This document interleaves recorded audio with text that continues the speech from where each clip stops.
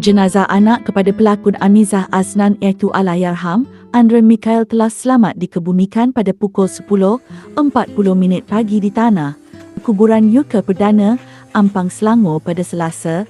Pengebumian Andre berjalan dengan lancar dan dihadiri kira-kira 300 terdiri daripada keluarga, kawan rapat dan rakan selebriti. Suasana menjadi sebab ketika Amizah memberi penghormatan terakhir buat anak sulungnya itu.